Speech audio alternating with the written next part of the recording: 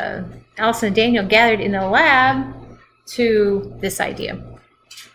One of the things you already know is that it's something's, let's see, strong intermolecular bonds means it has a low equilibrium vapor pressure and a high heat of vaporization. Does that make sense? So, strong IM. And we kind of talked about different types of intermolecular bonds. Means low equilibrium vapor pressure, otherwise known as pressure. Low pressure, kind of in general. And that means that it's going to have a high delta HVAC, high heat of vaporization. Does that make sense? Yeah. And that's kind of actually, these two things are what this Clausius-Clapeyron equation knock out. The relationship between equilibrium vapor pressure and the heat of vaporization, which is just the ability to take something, go from a liquid to a gas. Okay, so that's kind of what the Clausius-Clapeyron equation does. Clausius-Clapeyron, I have a hard time spelling it. If you see me do CC plot, that's what it is, Clausius-Clapeyron plot. There used to be, there still are these, I got one from my mom, and it's mixed success. You plug it into the wall and you go, so clap on, like the noise will make it come on. So they clap on, clap off. I think clap on, clap on. So the only way this will work is if the heat of vaporization, remember what the heat of vaporization is basically taking a liquid, let's see, where's my heat here? Taking a liquid, zapping it with energy, and having it basically, this is my gas particles, having it vaporize. Okay, that's the heat of vaporization. So as long as that's kind of relatively constant, the Clausius-Clapeyron equation works. Okay, so there's definitely going to be a relationship between what the equilibrium vapor pressure is going to do at various temperatures versus the heat of vaporization. So think of it this way, this is constant, relatively constant, and this one up here, your equilibrium vapor pressures, or your pressures, this changes with temperature, right? Because that's not constant. That's going to change with temperature. So how does the Clausius-Clapeyron equation do that? And as they say, the development of said relationship is beyond the scope of this class.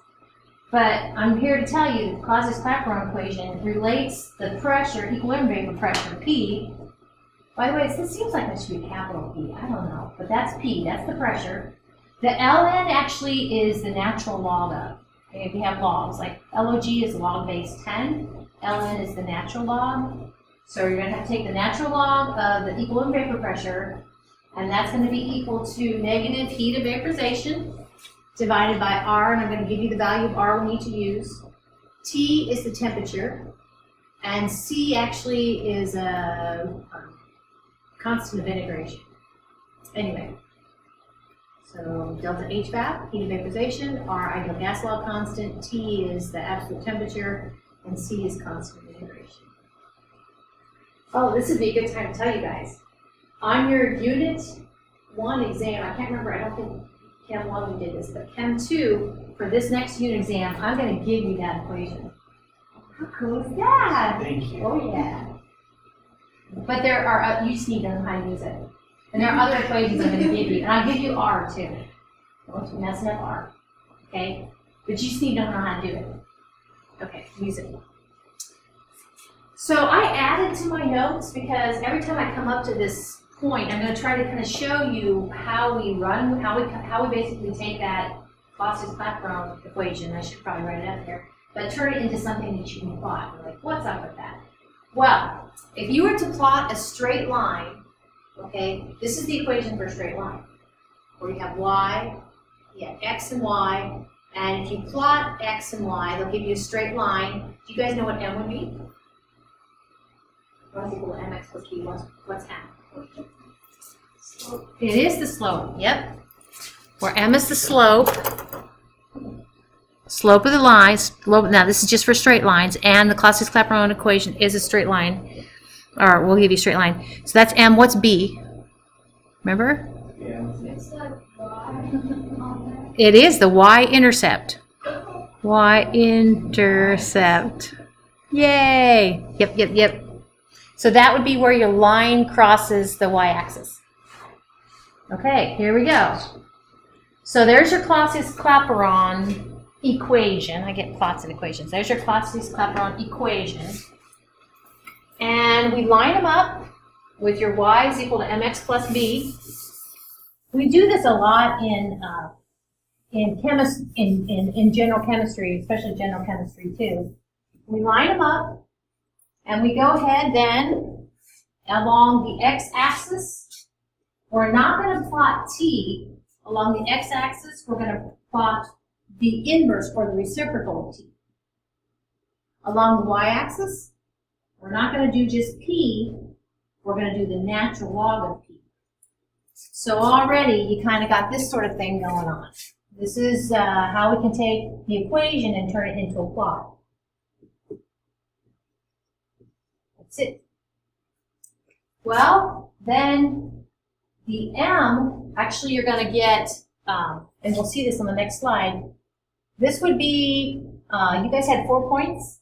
This would be 4 points, where you took the equilibrium vapor pressure, took the natural log of it, you took the temperature, threw it to Kelvin, and took the inverse of your Kelvin temperature, okay, had it ordered pairs. Those are your 4 things. They will have a negative slant, a negative slope, and that m is going to be equal to negative delta H VAP over R. Okay? And your y-intercept. So don't worry about this part. Okay? So here are 5 different substances, and these would be taking their equilibrium vapor pressures, getting the natural log of that, taking their temperatures, making sure they're in the Kelvin temperature scale, taking the inverse of that, and for each of those temperatures, plotting the natural log of their equilibrium vapor pressures. So here you go. I actually added just today, I added this. You see where it says 4.75? Go ahead and circle that if you would. I don't know if you can, if it's big enough for you to do that. And we're going to be talking about benzene on the next slide or coming up. So if we take the natural log of the equilibrium vapor pressure, see this isn't capital P, I think it should be capital P. 4.75 is the natural log of the equilibrium vapor pressure. We see that it intersects with, for benzene, at about 3.3. I'm not real thrilled with how they did this particular plot. I'm okay with Clausius-Clapeyron plots, but you have to kind of think of those temperatures as being times 10 to the negative third, or they are, I don't know, it gets confusing, but that's where it intersects. Right there. All right. So for instance, benzene, I told you to kind of focus just on the benzene line. If you go over to we're trying to want to know what the temperature will be when the equilibrium vapor pressure is 116 millimeters mercury. Now, I had you do 4.75. The reason is, if you take the natural log of 116, which is your target equilibrium vapor pressure, take the natural log, you'll get 4.75. So that's what you're going to pick off your Clausius-Clapeyron plot. Okay? It's like you have to kind of reverse engineer it. And where it intersects with the x-axis is 3.30. And again, I'm not real thrilled when I do my Clausius-Clapeyron plots. I don't kind of confuse it like that. But you have to interpret the way that plot is that's the inverse of temperature times 10 to the third, which is inverse temperature is equal to 3.30 times 10 to the negative third. Units of temperature, units of the x-axis. Does this make sense? That actually these are going to be temperature's Kelvin. It's 1 over Kelvin. So the units are 1 over Kelvin or Kelvin to the minus 1 power. This is unitless. All right. So bottom line then, we have to get that 3.30 times 10 to the negative third we have to go ahead and get it into units of temperature. Oh, did I not do this? Oh yeah, I did do this. So you're like, how do I get solve for t? So we have 1 over t is equal to this number.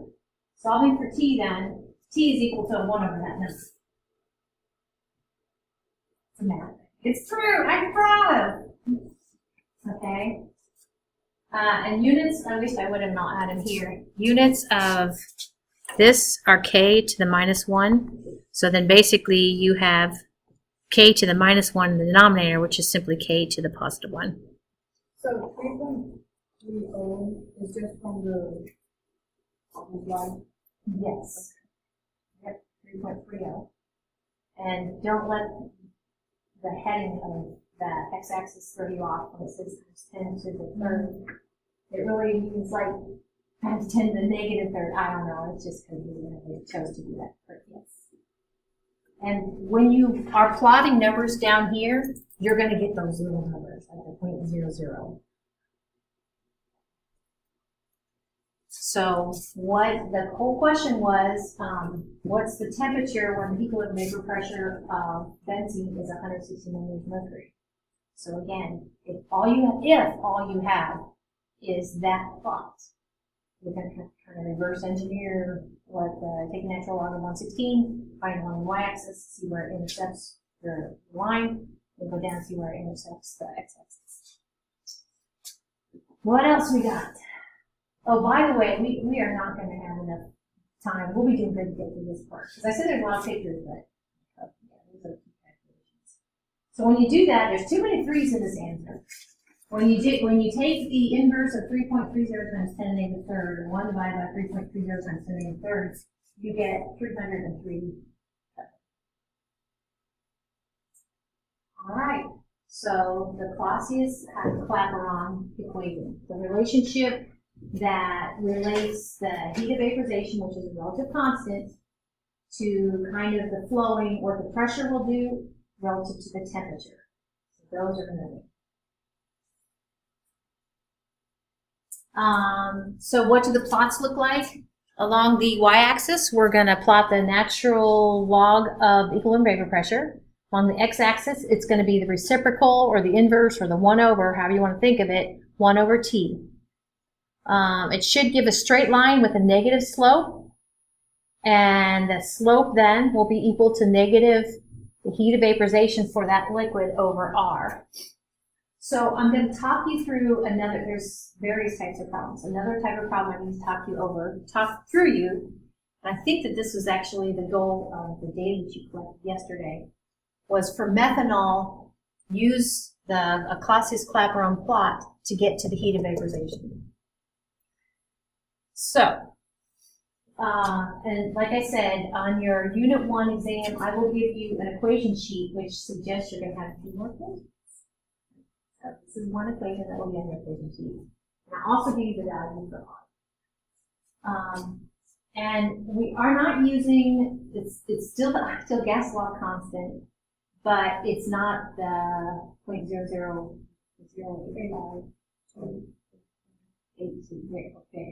It's not that, because the units are different. We need this one, the kilojoules per mole. All right. So we did methanol, but this is nitric acid. Methanol, nitric acid. So nitric acid, that's very similar to your data. So this actually was run at 1, 2, 3, 4, 5, 6, 7 different temperatures. Okay, for each of those temperatures, they came up with the equilibrium vapor pressure. Now, for y'all's lab, y'all had to subtract the pressure of air from your total pressure to get the pressure of methanol. You don't have a problem that does that. But we're assuming that this is the equilibrium vapor pressure of the nitric acid. So not so surprising, what happens to the pressure at the increased temperature? It goes up. Yep. So to get this ready, I'm going to kind of talk you through what it would look like. So we need a column. First off, so we're going to, with that data, with this raw data, we're going to go ahead and come up with just a regular plain old curve, equilibrium vapor pressure curve, which let's make sure we remember what that looks like. So all that looks like a normal equilibrium vapor pressure curve. So this is your Clausius-Clapeyron plot. And this is your equilibrium vapor pressure curve. It simply looks like this, where we have temperature and we have pressure, and you guys would tell me increasing temperature increases pressure, so it kind of goes like that. We looked at those before. So that will be one plot. That's not a Clausius-Clapeyron plot. This is a Clausius-Clapeyron plot, where along the y-axis will be the natural log of those equilibrium pressures, and along the x-axis will be the inverse of the absolute temperature in the Kelvin scale. And then, from the Clausius-Clapeyron plot, we're going to use the slope. We're going to use the slope from that plot, a little bit of rearranging. We're going to have a real value of that, m, and from the, and then we're going to, R is known, so we can knock out the heat of vaporization. So here we go. This one is just your plain old equilibrium vapor pressure curve. Okay, increasing temperature, increasing equilibrium vapor pressure. Of those, what do we say? 7 different temperatures. Okay. So we need to do a little bit of preparing in order to get the raw data in a format where we can go ahead and make a Clausius-Clapeyron plot. So here's our raw data. This would be a calculated column. You guys would tell me, and I think I have a slide that's coming out that I could just add 273 units to go from this first column to the third column. And I just need to take the inverse of the third column to get to the fourth column, preparing for what I'm going to put along the x-axis.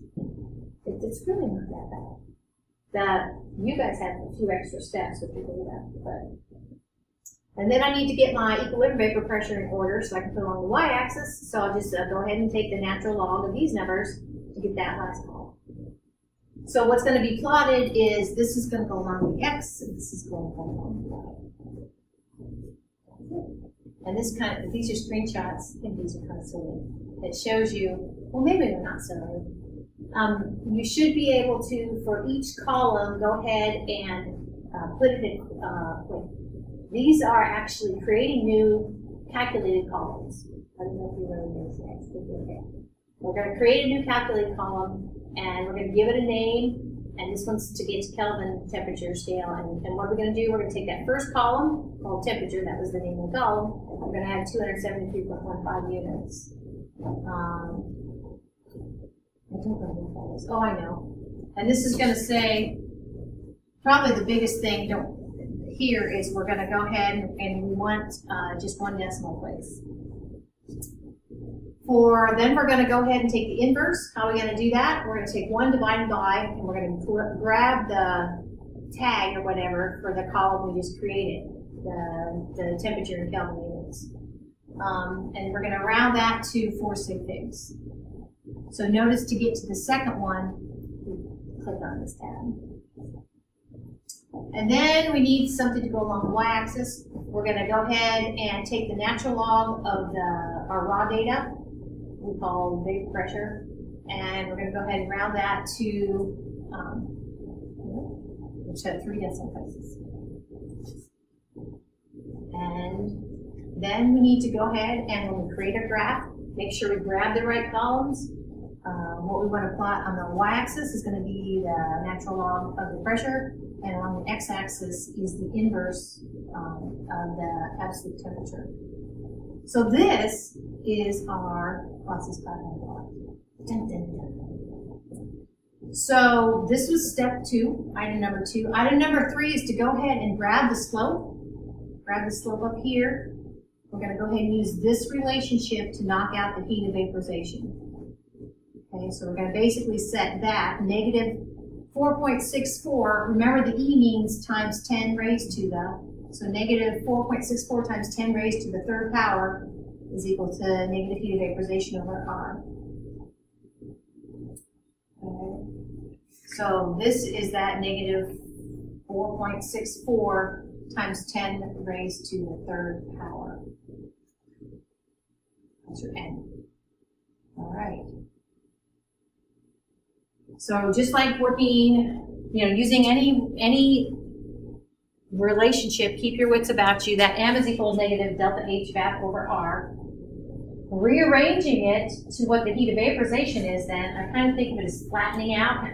I kind of cross multiply M times R and delta H Vap times 1. And then I get rid of my negative sign by dividing both sides by negative 1. But I can rearrange this bottom line to get to my heat of vaporization is equal to negative slope times R.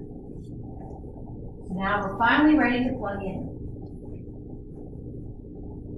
So I just fixed this slide finally this semester. So it's a negative quantity, negative 4,640 Kelvin times the value R we need to use is at 0.00831 kilojoules per mole Kelvin. So what will the units of the heat of vaporization be then?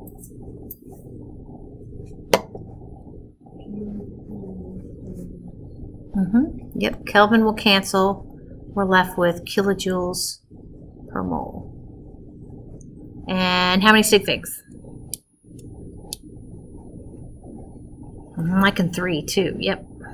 Notice, is it going to be positive or negative? Yep, be positive. So your heat of vaporization, 3 sig figs, is 38.6, and units are kilojoules per mole because our Kelvin dropped out. Do you guys see where, this is mixing disciplines, bringing the math thing back, and actually we're going to have to kind of revisit how slopes work. Slopes are change in y, delta y, over change in x. Okay? So units of y are unitless, and units of x are 1 over k. So not considering any numbers or anything, but can you see where the units of m are going to be 1 over k? And 1 over k is Kelvin. So units of your slope are always going to be units of Kelvin. I think for the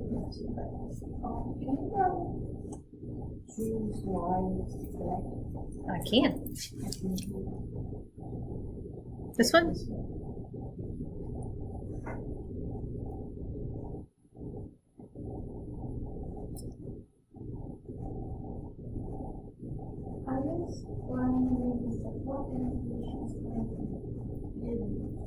It varies. But this sort of, the question was, what information is going to be given? The pressure, it depends on, it can vary. Because what information we already ran into right away, you're given the plot line and asked, like, at a certain pressure, what's the temperature? But a lot of times the information that's given is going to be pressure and temperature. So to make the process probably hot. It's probably more characteristic. So this wasn't part of the original question, but we're going to go back to that process diagram plot, and we're going to actually kind of answer a question similar to what we did with the benzene. So we're going to use our CC plot to answer this question. So for that substance, nitric acid, what would the normal boiling point? Now that's looking for temperature. Remember, boiling point, temperature mean the same thing. What temperature would it boil at? So we talked about this the other day. By definition, the temperature that something boils at is when its pressure is going to be equal to atmospheric pressure. And the general pressure of the atmosphere we generally go with is 760 millimeters of mercury. Now, is the pressure today 760 millimeters of mercury in the atmosphere? Probably a little high. As the clear sky is higher, with cloudy skies, the pressure kind of drops. But anyway, so do you see what we're going to do here? We can go ahead and go ahead and take 760 millimeters mercury like we did with the benzene. Take the natural log of that, see where it's on our process background plot, and then go down and see where it intersects temperature. So if we take the natural log of 760, the thing we're going to be looking for along the y-axis then is 6.633. And there's a catch here. Oh, by the way, we'll be working with natural logs like this, ln, and we'll also be working with log base 10 LOGs, and they have this kind of weird thing going on. I feel like mathematically, there's probably no uncertainty here, but when you take the log of a number, if you want to, for instance, if these are 3 sig figs, if we want to show 3 sig figs in our answer, we show them after the decimal. So just kind of put that in mind. So here's our 3 sig figs. So anyway, this is what we're going to look for on our Clausius-Klaproth plot. I'm going to bring it up here in a minute. There's a little bit of a catch here. If you have a bunch of data like we do, okay, data, and if you are trying to use your curve to see to apply the relationship, if you're dealing with between the points, that's interpolation. If you're dealing with beyond the points, that's extrapolation. Extrapolation, and that's exactly what we're doing. Not much. You see our points here are bracketed here. This is the first point, well, kind of the upper left hand point. This is the lower right hand point. Outside the bracket area, you can't see it very well, but this line kind of goes dot, dot, dot. So that's the extrapolation point. That's about as exciting as this one gets. So we had to extrapolate, no big deal, but if we go ahead and line up, remember this little box? You guys have played around graphical analysis. This box actually popped up according to this line, and it is actually on the natural log of 6.63, which is we wanted to, and this one, 6.63, and it knocks out what this temperature is. Bless you! This temperature is negative, sorry, this inverse temperature, 1 over absolute temperature, is 0.00281. So that's inverse temperature. So we're going to do like what we did before. If that is our inverse temperature, how are we going to get our temperature?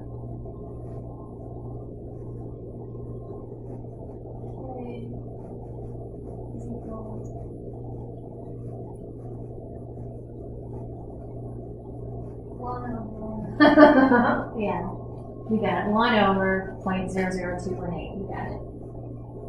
That's the temperature.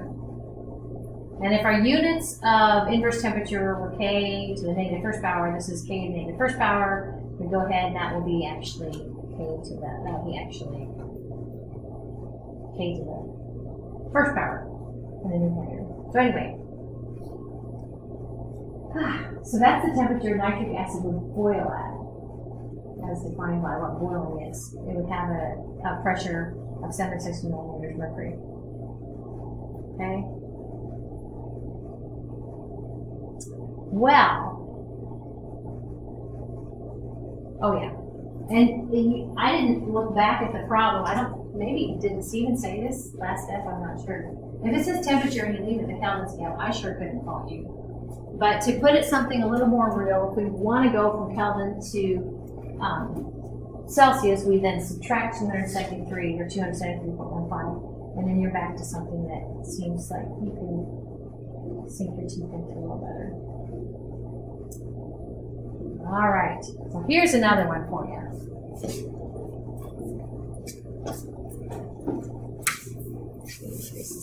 We're going to be dealing with diethyl ether, and this kind of goes to what your question was, Allison. What sort of problems would you run into? Something like this. There's a couple different ways to work this, and I can't remember when I did my OpenStax homework. I can't remember which way I worked it. But to work this so it's the least mind-boggling, I usually envision my Clausius-Klaproth plot, and I take that raw data and make it into columns, which you don't have to, but I'm gonna. So we have the temperature, degrees Celsius. We have the pressure in millimeters mercury. And we have 2 points. And you're looking at negative 22.8 and 25.0. And as long as I label my columns, I'm not going to worry about units, if that's okay with you. Millimeters mercury, I got 57.0 and 534. And it never hurts to say, well, does this data make sense? I'm warming, I'm increasing my equilibrium vapor pressure. Yeah, it totally makes sense. So we're after delta H Feb. So bottom line is, if I can go ahead and kind of think along the lines of creating a Clausius Clapeyron plot with 2 points, come up with the slope, then I have it.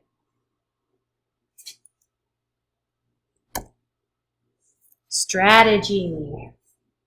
Think of it going from that raw data of equilibrium pressure and temperature to heat regulation, going through the Clausius Clapeyron equation and through a plot.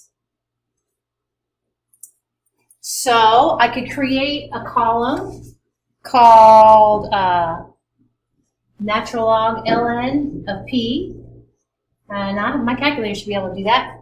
I could create a column of, wow, I'm going to have to create a column temperature to go to Kelvin, and then I'm going to have to create a column of the inverse of temperature. So those are kind of the columns I'm looking at.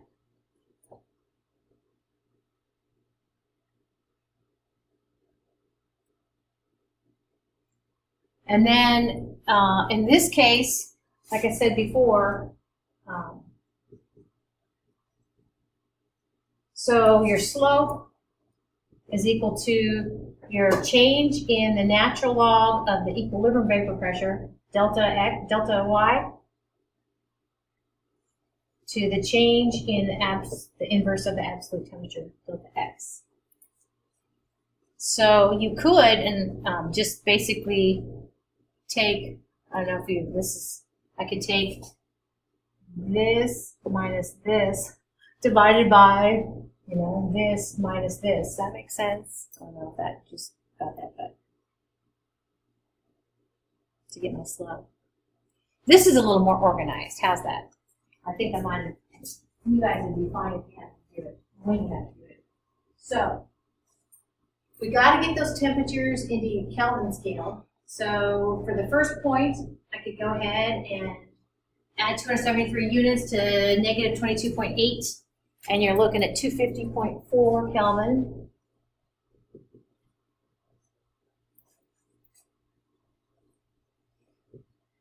Do a similar, then go ahead and fix my, I guess I'm not fixing it, because I'm a little bit mixed bags here, because I'm showing you on the board a different way to do it than I kind of ended up doing the slide.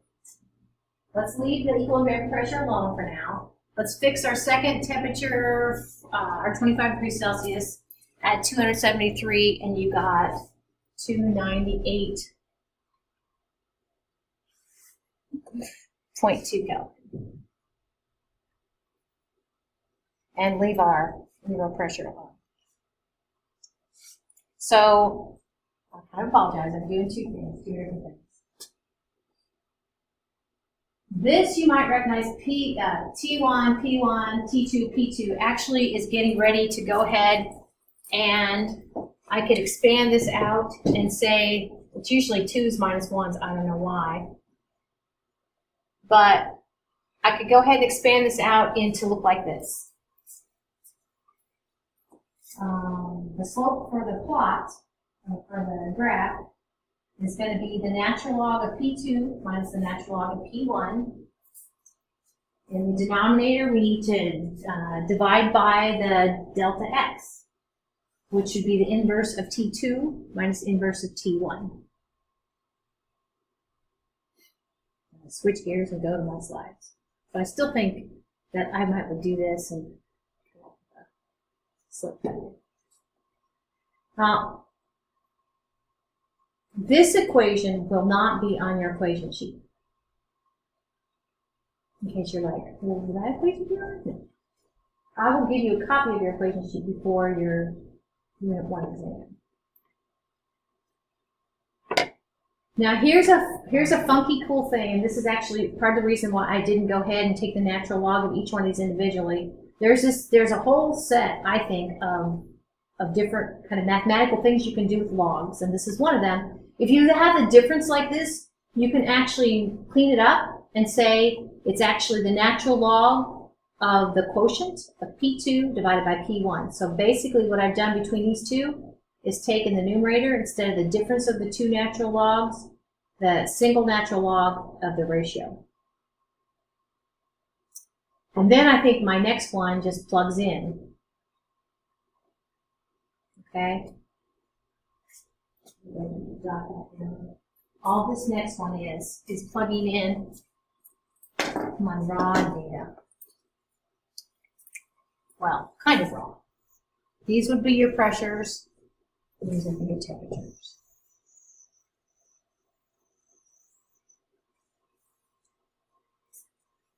So probably when you look at my answer keys, though, for the homework, for this part, this is not how I did it. It's probably more akin to what you saw me start on the board, but it gets you the same place. One of the things about, not so much the concepts, but the problems you do in Gen Chem 2, they get a little messy. To me, that looks messy. I don't like it, but it is what it is. And it's totally consistent with physical science. All right, so that mess should give you a slope. Oh, you can see how I did it. I did it kind of pieceways, which was smart of me. Take the natural log of the ratio first. That'll give you 2.237. Again, the digits after the decimal are showing you 3 sig figs. And the mess in the bottom, the difference of the inverses of those temperatures, will give you a negative, which the slope should be negative, so that's good. 0.0006402. And units would be actually inverse Kelvin in the denominator, which makes it Kelvin in the numerator. So take that one last ratio through, I think only 3 sig figs, but I got 4 sig figs here. I'm not sure about that last sig fig. So you're looking at negative 3,494. And units of slope will always be Kelvin for Classics Clapeyron plot. And we're not done yet, but we're close. So basically we have the slope, and remember how we go ahead and chase down the heat of vaporization like we did before. So the slope is equal to negative delta HVAP over R. We can rearrange that, solving for our delta HVAP. Heat of vaporization is negative MR, negative slope times the R. And here's what we got. The heat of vaporization is equal to a negative 3,494 Kelvin times R, 0.00831 kilojoules per mole Kelvin. Your Kelvins cancel, and it leaves you with lovely units of kilojoules per mole for your heat of vaporization, which is awesome.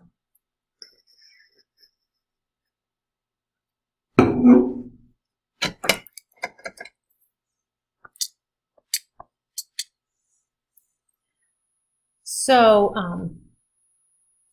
you know how I've said it's a classic problem? It's a classic problem. You know what that means. It's going to be on your test. Okay. Oh, so divide it out, going with 30 sig figs, you got 29.0 kilojoules per mole.